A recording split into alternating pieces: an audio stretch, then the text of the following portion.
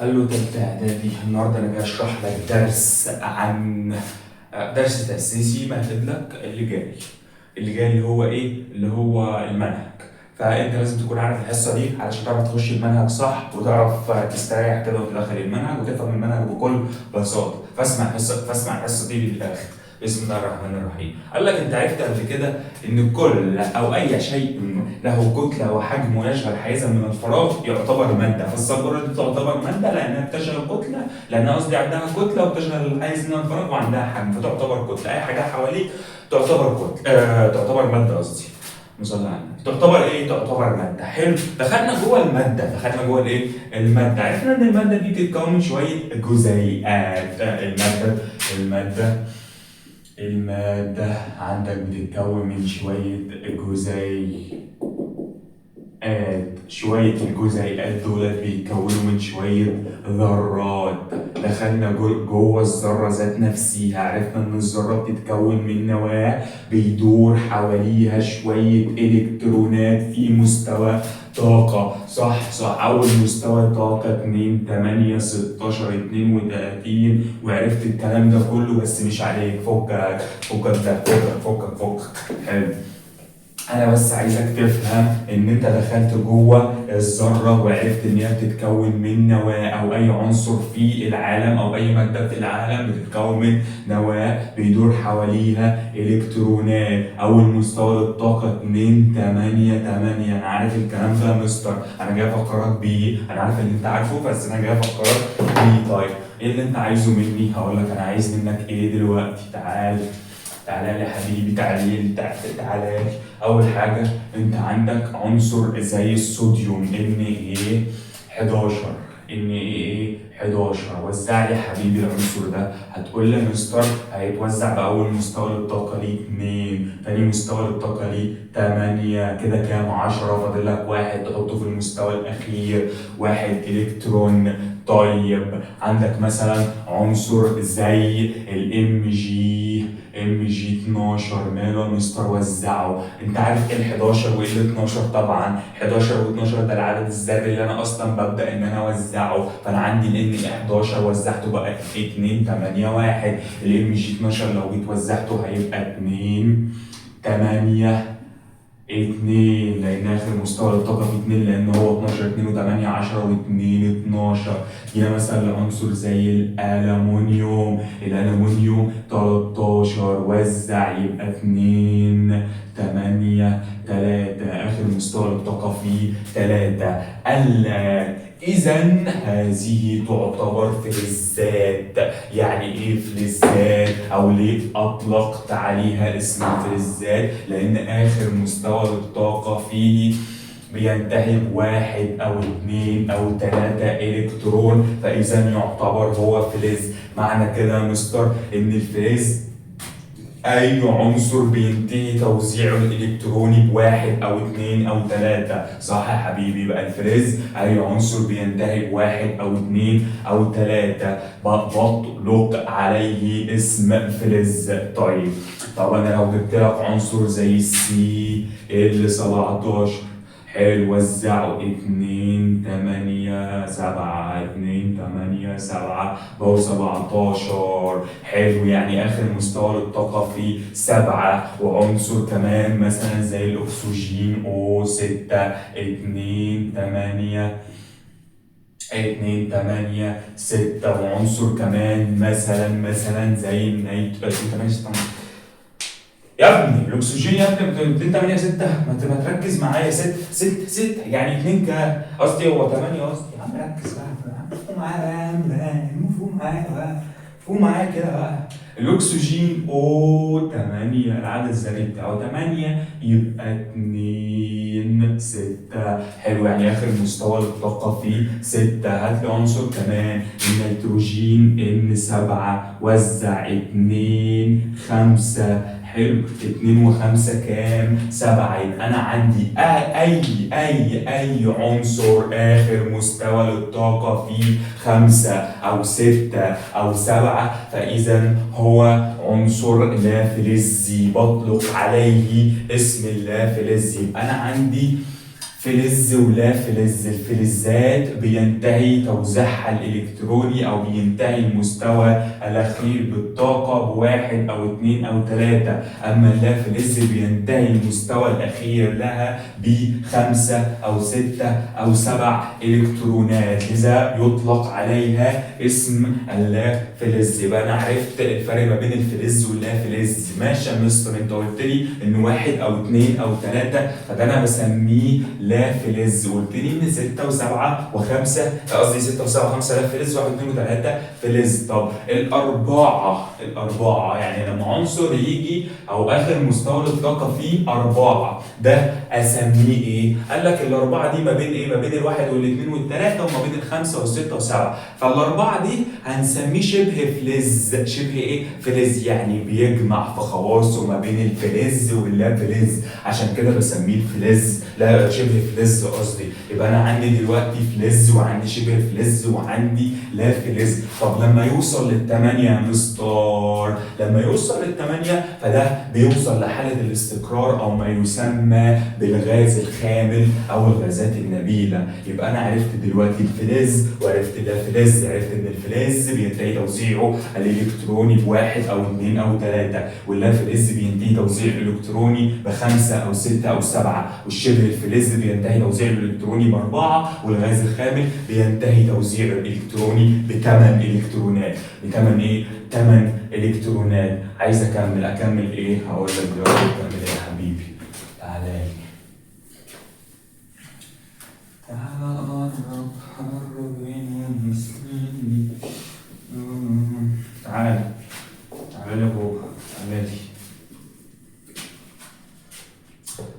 عندي عنصر زي الصوديوم Na11، وزع يا نجم النجوم. قال لك Na11 يبقى 2 8 1 2 8 1. وهنا الذرة بتكون مجنونة، عندها حالة من الصرع. عندها حالة من الصرع. ليه عندها حالة من الصرع؟ الواحد اللي في الآخر ده مجننها Na11 2 8 1. هي مش مستريحة، عايزين نريحها. نقوم عاملين إيه؟ تقول لك أنت يا إما تزود الواحد ده 7 وتوصل لل8 وتبقى أنت كده مستقرة، يا إما تشيل مني الواحد خالص، ما تخلينيش كده، أنا عايز أبقى مستقر. عايز تبقى مستقرة؟ حلو. طب بص بقى، أنت بقى ودماغك كده تشيل الواحد ولا تحط عليه 7؟ أشيل الواحد يا مستر. يبقى Na11 تبقى 2 8، يبقى Na11 تبقى 2 8.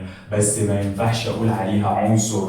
ليه؟ لأنها فقدت إلكترون. طالما فقدت إلكترون بتلجأ أو بتحول لأيون. أيون إيه؟ موجب واحد، يعني فقدت إلكترون. يبقى أنا عندي لو فقدت بتتحول لأيون موجب واحد، اللي هو إن هي فقدت إلكترون، يعني إن هو فقدت إيه؟ إلكترون. طب حاجة زي Mg12 وزع كده مستر، يبقى 2 8 2.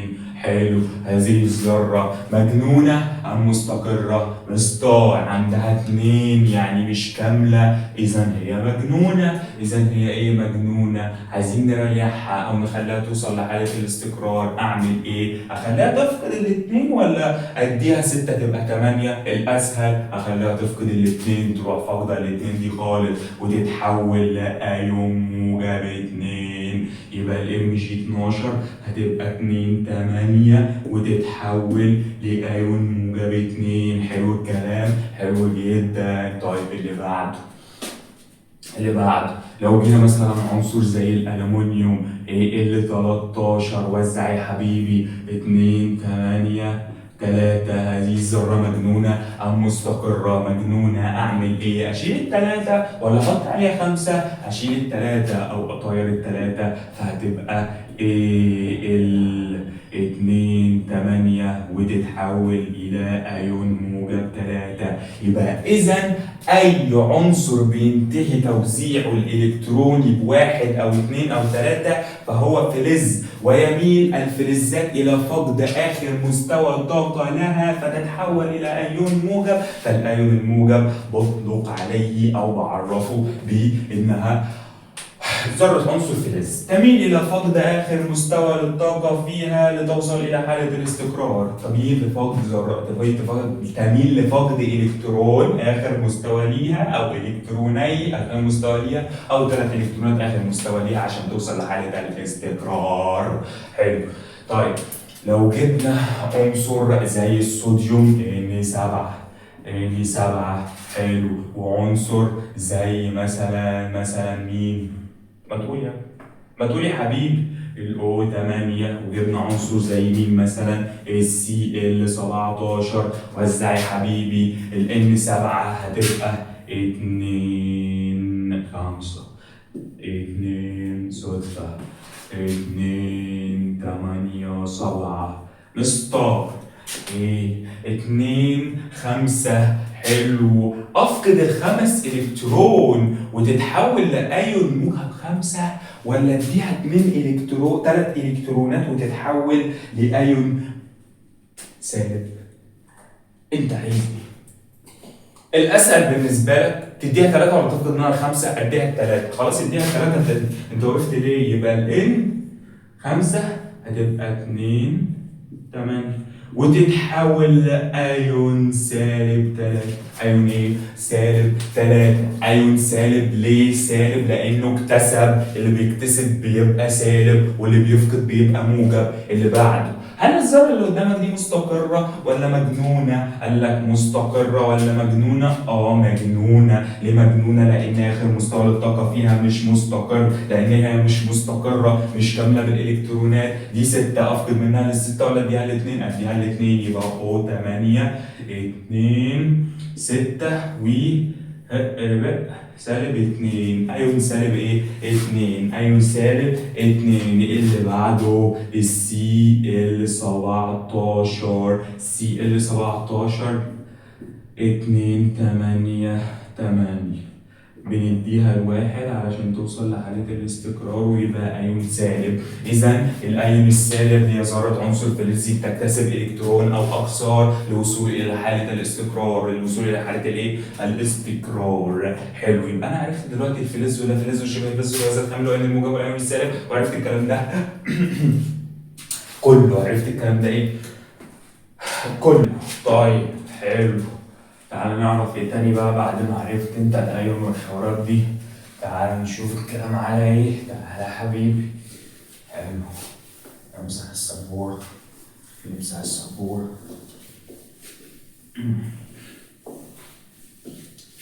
بسم الله. انت عرفت دلوقتي ان الفلز اللي عندك، الفلز بيتحول لايون. ايون ايه يا مستر؟ ايون موجب. والايون الموجب ده بسميه كاتيون. بسميه كاتيون. والفلز بيتحول لأيون سالب. الأيون السالب ده بسميه إيه يا مستر؟ بسميه أنيون. فلازم إن أنت تحفظ شوية كاتيونات ولازم تحفظ شوية أنيونات عشان ده هيساعدك إن أنت تكتب الصيغة الجزيئية بتاعتك، أو هيساعدك بعد كده كتير. لو أنا مش هيساعدك بعد كده أنا ما كنتش قلتهولك ولا كنت عايز أتعبك أصلا، بس أنت لازم تكون عارفه. فأقول لك الكاتيونات اللي عندك بقى يا حبيبي. الكاتيونات اللي عندي يا مستر، أول حاجة أو أول كاتيون عندك الليثيوم. ال موجب. تاني حاجة الصوديوم Na موجب. ليثيوم، صوديوم، بوتاسيوم، فضة. بوتاسيوم كي موجب 1. كلهم موجب 1 اهو. عندك تاني الفضة Ag موجب. يبقى الليثيوم، صوديوم، بوتاسيوم، فضة. ليثيوم، صوديوم، بوتاسيوم، فضة كلهم موجب 1. ليثيوم، صوديوم، بوتاسيوم، فضة كاتيونات موجب 1. بعد كده عندك مين؟ كالسيوم سي موجب 2. خرسين اللي هو خط زد ان موجب 2. عندك نحاس سيو موجب 2. كالسيوم خرسين نحاس ايه كمان؟ مش فاكر بس استنى، انا عندي كده ألمونيوم ايه الموجب 3. كان في 2 هنا، كالسيوم خرسين نحاس.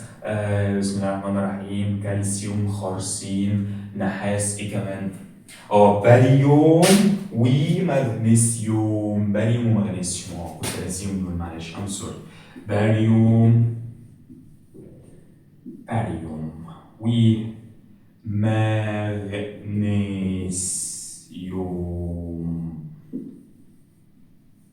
ازاي انسى المغنيسيوم؟ طب الباريوم ماشي، لا انسى المغنيسيوم ازاي؟ حلو، عادي، مفيش حد ما بينساش. الذاكره ديت مش جامده جدا، فانت لازم كده تنسى. انت هتنسى وانا هنسى والناس كلها هتنسى. حلو.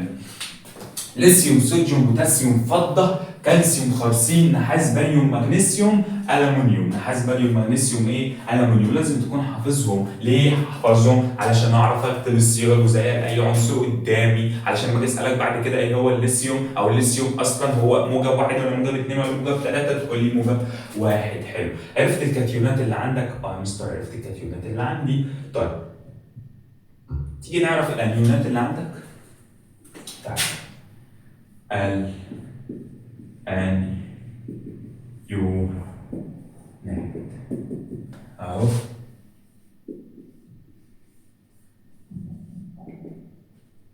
اللي هو كلوريد هو السيال، وعندك كلوريد بروميد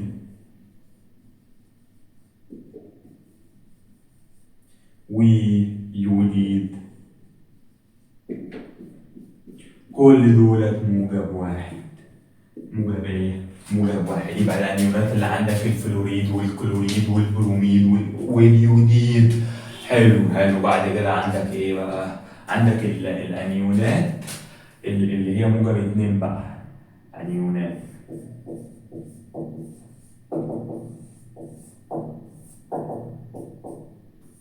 زي مين؟ حاجتين عندك، الاكسيد والكبريتيد. الاكسيد والايه؟ والكبريتيد.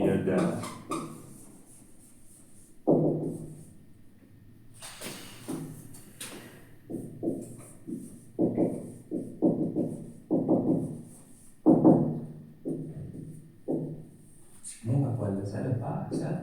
سالب. انا عاملها موجب. استغفر الله العظيم يا رب. سالب يا حبيبي ركز معايا يا حبيبي. سالب، كلهم سالب.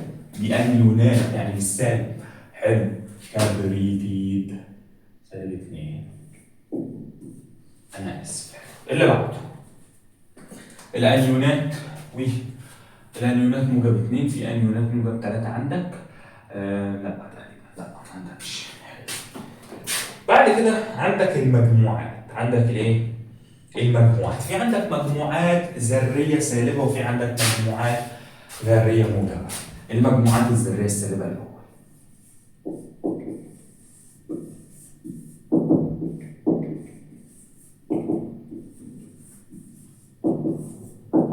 بص يا عم، المجموعات الذريه السالبه اللي عندي الكربونات هي CO3 موجب 2 ولا سالب؟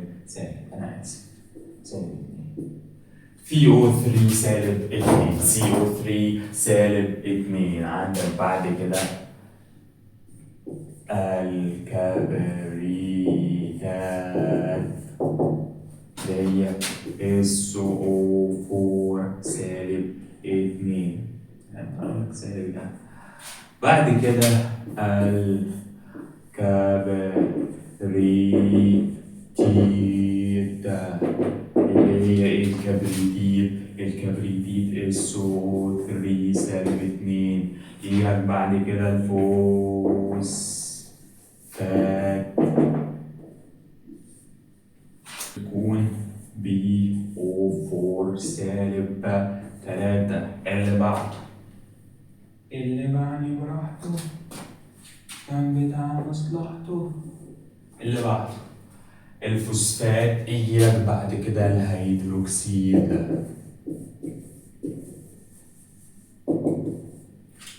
الهيدروكسيد OH سالب 1.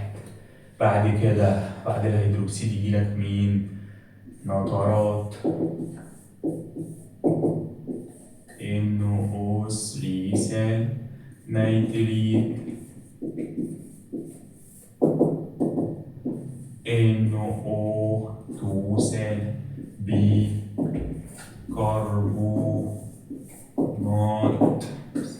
HCO3 تاني. بعد كده مجموعات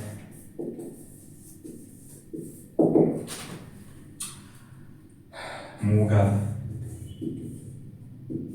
ما عندكش غير واحدة، الأمونيوم NH4 NH4 ايه؟ موجب. دي المجموعات الموجبة. خد السبورة سكرين واحفظ منها أو هتلاقيها عندك في الكتاب. جميل. ماذا بعد؟ كتابة الصيغة الجزيئية للمركب الأيوني. فأنت لازم تكون حافظ ده، فأنت تستوب كده بتاع ده وتروح تذاكر الأول، بعد كده تبقى تيجي تكمل الفيديو إن شاء الله.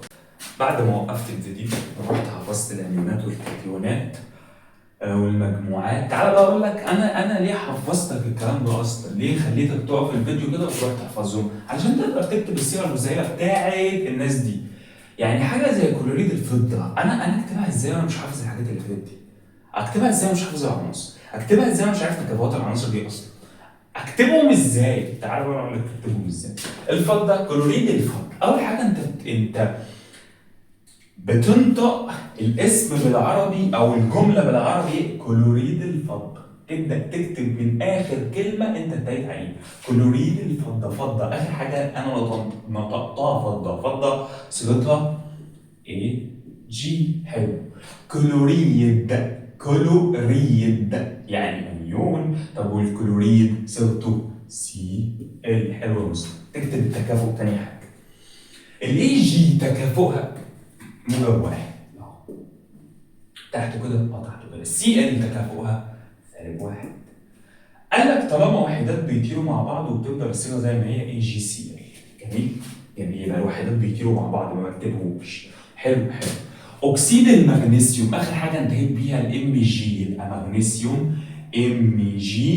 حلو. اكسيد ماي جاد. حلو. مغنيسيوم تكافؤه ثنائي Mg موجب 2. طب الاكسيد ثنائي سالب 2. اللي يطير مع اللي يطير الاثنين طارت مع الاثنين، فاضل الMgO. ما سهله يا استاذ.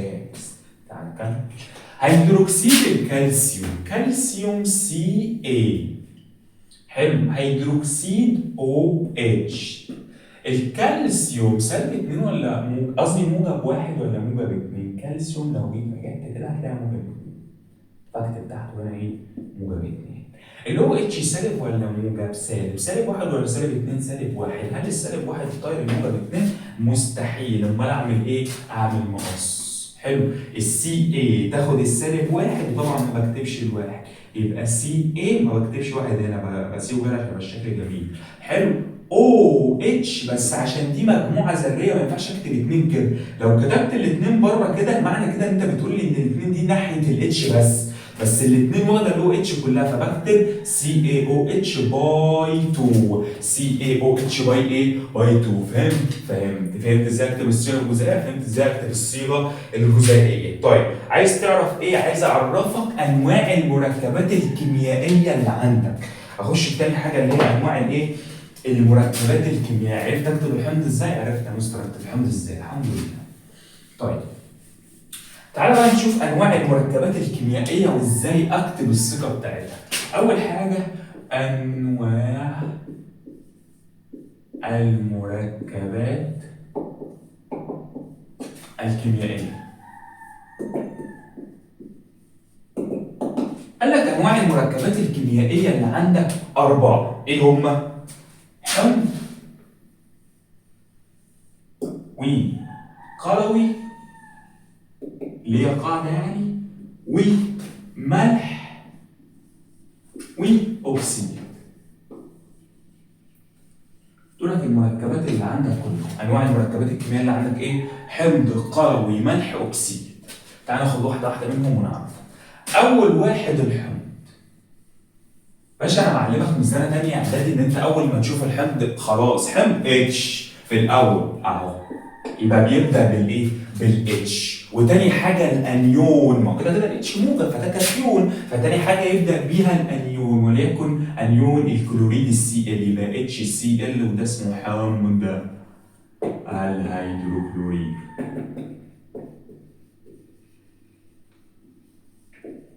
طيب عايزين حاجه ثانيه، ايه مثلا تاني مستر عندك؟ القلوي. القلوي اللي هو القاعده. انا برضه مفهمك من سنه ثانيه ان اول ما تشوف قلوي يبقى في الاخر او اتش، يبقى في الاخر ايه؟ او اتش اهو يا مستر.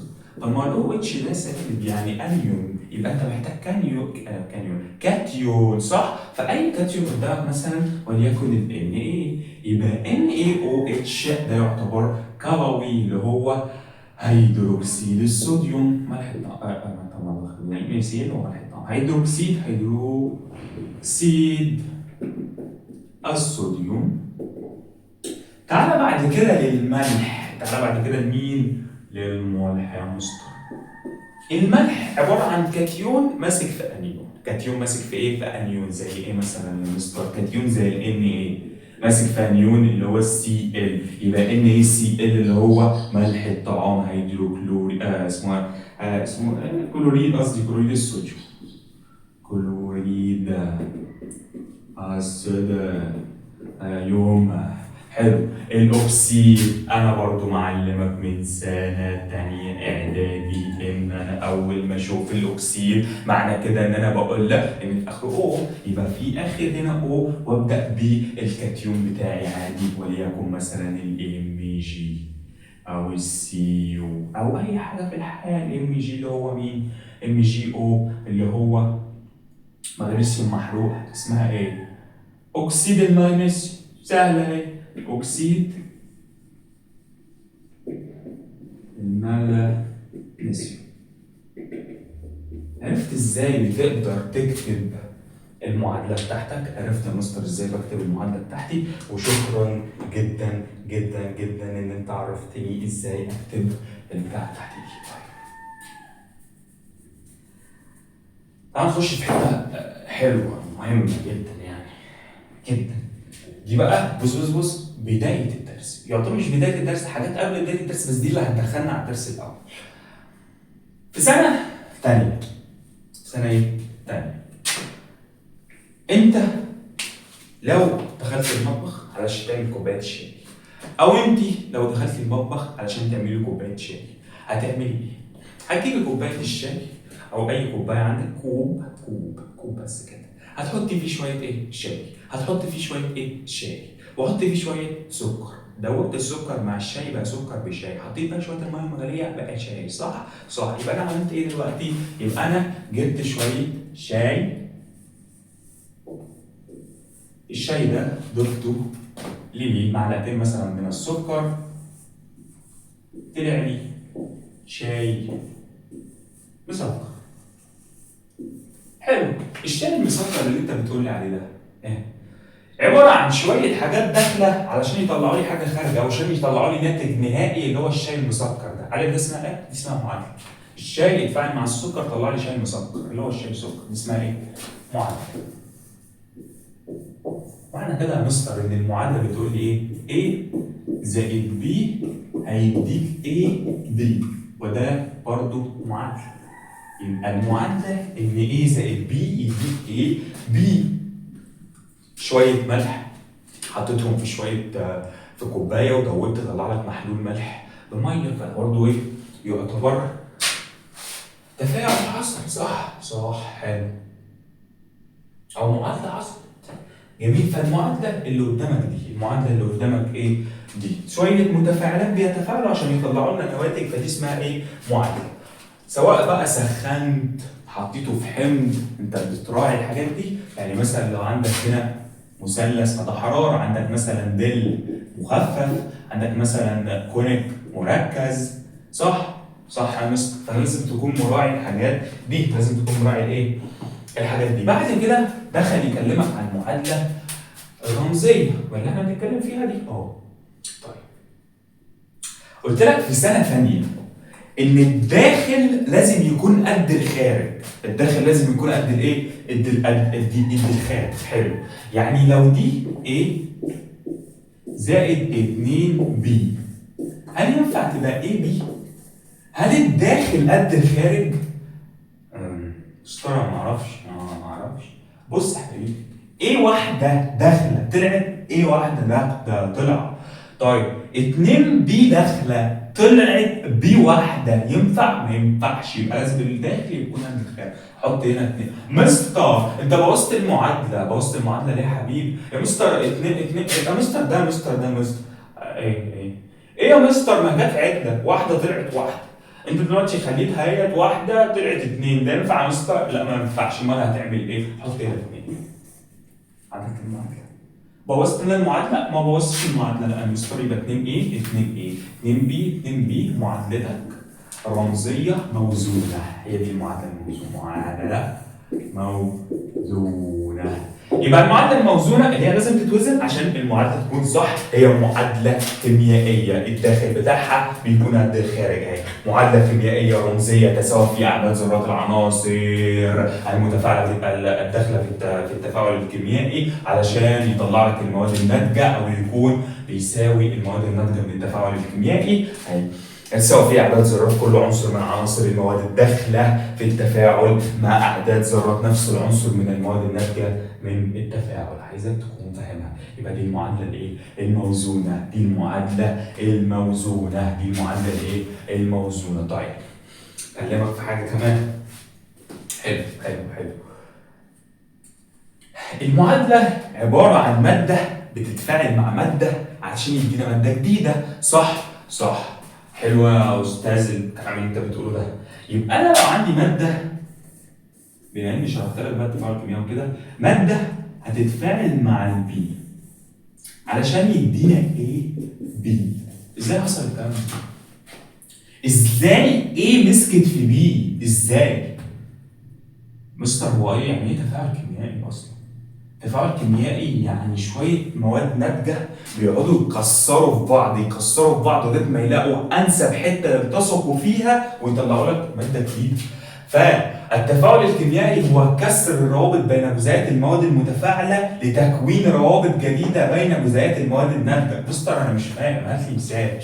حلو.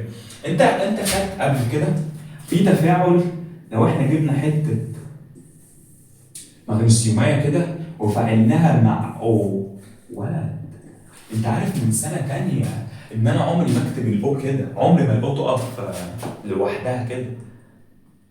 مستر ليه عمري الاو ما تقف كده؟ طب ما الام جي واقفه كده، لان الام جي مستقره، الاو مش مستقره. يعني ايه الاو مش مستقره؟ يعني مثلا الاو ديت انا لو جيت وزعتها هتلاقيها 2 6 مش مستقره. صح. او مش مستقره، فتقوم عامله ايه؟ ماسكه مع او بربط تساهميه عشان تبقى مستقره. 2 6 يكملوا بعض تبقى مستقره، فتبقى O2. زيها زي شويه حاجات، زي مين مثلا؟ عندك الاكسجين، هيدروجين، فلوريد، كلوريد. كل الحاجات دي ما ينفعش تقف كده، لازم تبقى واقفه ثنائيه كده. حلو. يبقى ام جي لما افعلها مع الاو 2 يديك ايه؟ ام جي او. مستر حلو. ام جي لما اجي افعلها مع او 2 يديك ام جي او. ازاي ام جي او؟ بص اللي حصل. الاو 2 مش هي مرتبطه مع اختها الاو. حلو. هو قال لك التفاعل الكيميائي كسر الروابط الموجوده بين جزيئات المتفاعلات، دي بدات تكسر الروابط دي، كسرتها بقت عندي او واو الاثنين سايبين، راحت عامله مكونه رابطه مع الام جي، رابطه تساهميه عشان يكملوا بعض، حلو، عشان يطلع لك الام جي او دي، فكونوا رابطه جديده ما بين الام جي والاو، تطلع لك ام جي او. هل المعادله بتاعتك دي سليمه؟ لا، لازم اوزن المعادله بتاعتي، الام جي واحده طلعت واحده، الاو 2 2 طلعت واحده، ما ينفعش احط هنا 2 واحط هنا 2. وزنت المعادله، كل حاجه موزونه، كل حاجه موزونه.